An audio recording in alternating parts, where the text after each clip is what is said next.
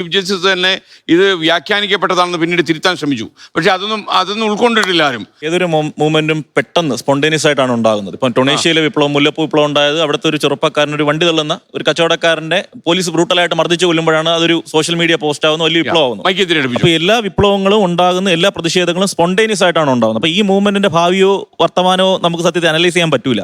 പക്ഷെ പ്രധാനപ്പെട്ട പോയിന്റ്, ഒരു ജനാധിപത്യ രാജ്യത്ത് ഇത്രയും ചെറുപ്പക്കാർ അവരുടെ വിമത ശബ്ദം കേൾപ്പിക്കുക എന്ന് വെച്ചാൽ അസ്വസ്ഥരാണെന്ന് പറയാം. വിക്ടർ ഹ്യൂഗോ പറയുന്ന ഒരു കാര്യമുണ്ട്, പാവങ്ങൾ എഴുതിയ ആള്. ചെറുപ്പം എന്ന് പറഞ്ഞാൽ തലയിൽ അസ്വസ്ഥതയുടെ കിരീടം ചൂണ്ടുന്നവനാണ് ചെറുപ്പക്കാർ.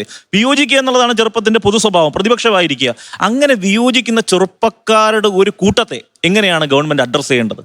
ഗവൺമെന്റിന്റെ ഉത്തരവാദിത്തമാണ് ജോലി കൊടുക്കുക, തൊഴിൽ കൊടുക്കുക എന്നുള്ളത് ഗവൺമെന്റ് ഉത്തരവാദിത്തമാണ്. അതിന്റെ ഗവൺമെന്റിന്റെ ഭാഗമായ, സ്റ്റേറ്റിന്റെ ഭാഗമായ, ജുഡീഷ്യറിയുടെ ഭാഗമായ ഒരു പ്രധാനപ്പെട്ട ആൾ പരിഹസിക്കുമ്പോൾ ജനങ്ങളുടെ ഭാഗമായി ചെറുപ്പക്കാർ അവരുടെ ഡിസന്റ് പ്രഖ്യാപിക്കുകയാണ്. ആ പ്രഖ്യാപിക്കുന്ന ഡിസന്റിനെ എങ്ങനെയാണ് ഗവൺമെന്റ് കാണുന്നത് എന്നുള്ളതാണ് പ്രധാനപ്പെട്ട കാര്യം. ഇപ്പം സാറ് ലളിതമായൊരു ചോദ്യം BJPയുടെ പ്രതിനിധിയോട് ചോദിച്ചു, നിങ്ങൾ ഇതിനെ ഭയപ്പെടുത്തുന്നത് ഏറ്റവും സിമ്പിളായ ചോദ്യമാണ്, ഏറ്റവും പൊളിറ്റിക്കലായ സിമ്പിളായ ചോദ്യമാണ്. അതിന് പറഞ്ഞ ജാർഗൺ എന്തൊക്കെയാണ്? ചുംബന സമരം, ഞങ്ങൾ 30% ചെറുപ്പക്കാരാണ് ഞങ്ങളുടെ പ്രതിനിധികൾ, ഞങ്ങൾ സോഷ്യൽ മീഡിയ ഉപയോഗിച്ചവരാണ്. ഇതൊന്നുമല്ല ചോദ്യം. ഈ ഭരണഘടനാപരമായി പ്രവർത്തിക്കുന്ന ആർട്ടിക്കിൾ 19 ഉള്ള ഈ രാജ്യത്ത് ഒരു ചെറുപ്പക്കാരുടെ കൂട്ടായ്മ, ഒരു സോഷ്യൽ പൊളിറ്റിക്കൽ ഒരു കൂട്ടായ്മ ഉണ്ടാക്കി കഴിഞ്ഞാൽ നിങ്ങളത് നിരോധിക്കേണ്ട കാര്യം എന്താ? അതിന് ഉടനെ രാജ്യവിരുദ്ധ തരംഗമെന്ന് പ്രഖ്യാപിക്കേണ്ടത് എന്താ? ഈ രാജ്യത്തെ അവർ ആക്രമിക്കുമെന്ന് അവരുടെ ഭൂതകാലം പരിശോധിക്കേണ്ടെന്ന കാര്യം എന്താ? അവർ പറഞ്ഞ നിലപാടുകളെ നിങ്ങൾ പരിശോധിക്കേണ്ട കാര്യമുണ്ട്. പക്ഷേ നിങ്ങൾ ആ നിലപാടുകളുടെ ഭാവിയെ, നിങ്ങൾ ആ നിലപാടുകളുടെ വർത്തമാനത്തെ പരിശോധിക്കേണ്ടത് രാജ്യവിരുദ്ധതയുടെ കണ്ണുകൊണ്ട് ആദ്യമേ ആകുന്നുവെങ്കിൽ അതിന്റെ അർത്ഥം നിങ്ങളുടെ ഉദ്ദേശം